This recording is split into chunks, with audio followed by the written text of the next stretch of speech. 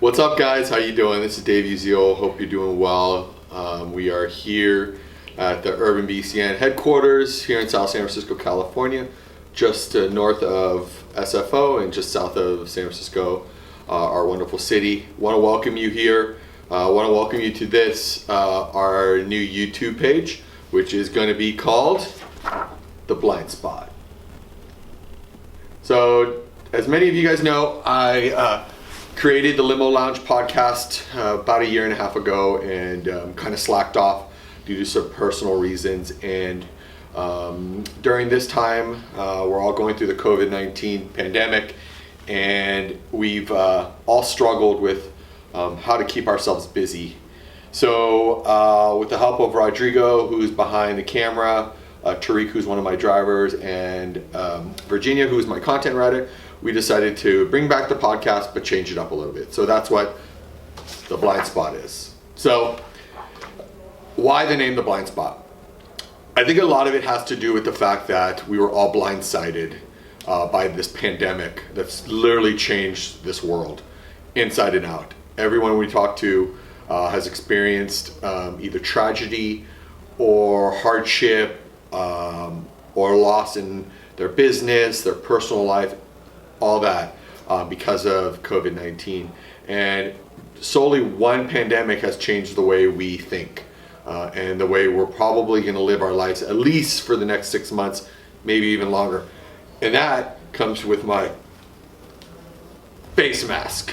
We had these custom made for our drivers, which are going to be a part of our protocol for all drivers and passengers to carry the mask with them at all times. So I just want to show that off. Pretty great job.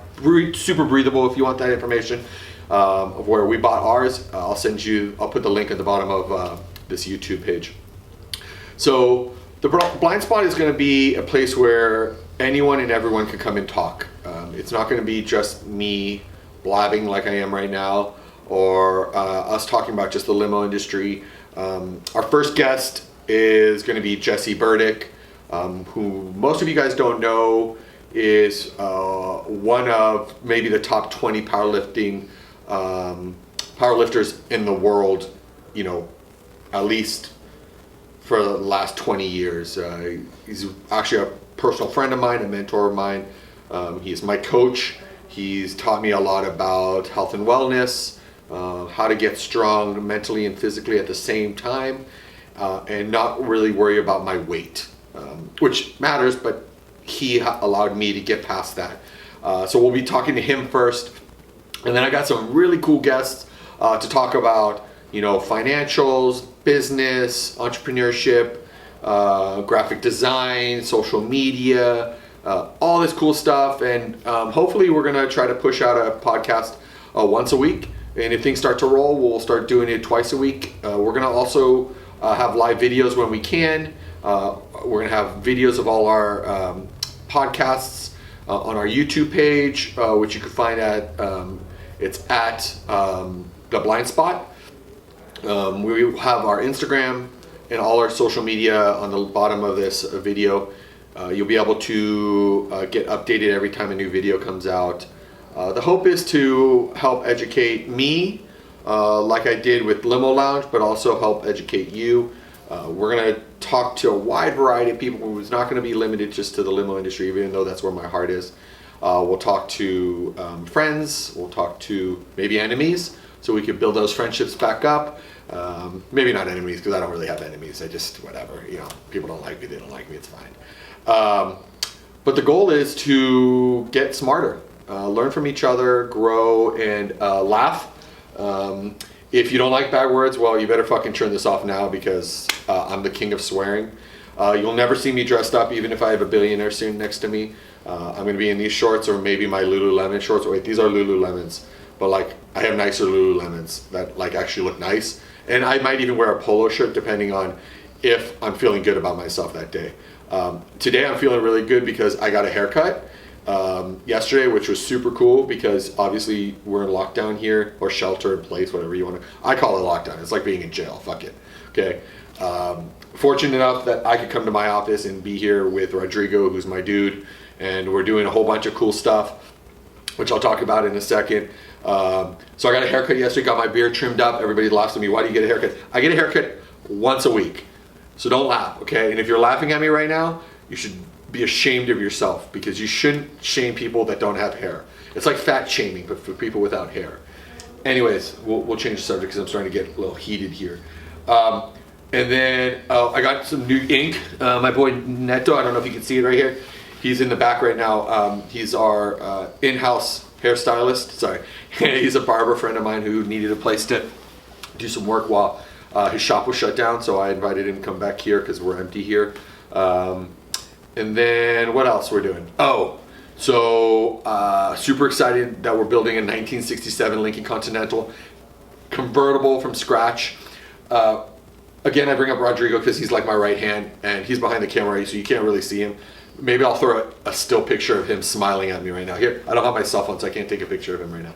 But anyways, I think, so back to the Continental. See, I jump back and forth, and that's like, I think my ADHD, a little bit of my PTSD, a little bit of like not being able to stay in one place. So the 1967 Lincoln Continental is super exciting for me. As many of you guys know, I've been wanting this vehicle for a long time. It has a lot of history in our family, in this business, and I was able to acquire one, which is a funny story in itself, because 20 years ago, it was owned by my best friend from kindergarten. His name is George Lucas. Not the George Lucas, but his name is George Lucas. He sold it to a mutual friend of ours, Joe, who then 10 years later put it on Craigslist, and being the smart Jewish businessman I am, I was able to negotiate a lower rate, which is super exciting. So we bought it for $8,000, and we're probably going to invest about $30,000 to $35,000 into it. We just kind of rehauled the engine, cleaned up the hosings, everything's running. It's running pristine right now. And then the next thing we'll do is we'll bring it to the body shop, which is right actually out our door. Euro Design, our boy Rich over there, he's been doing this for 30 plus years, does old schools for all the local guys, and so he offered to take in my car while it's kind of quiet. So I'm really excited about that. We haven't figured out the final color. I think we're leaning like 99.99% to like a double dip black or a black pearl. Even though I really want a dark gray, but I don't think it makes business sense, especially for weddings.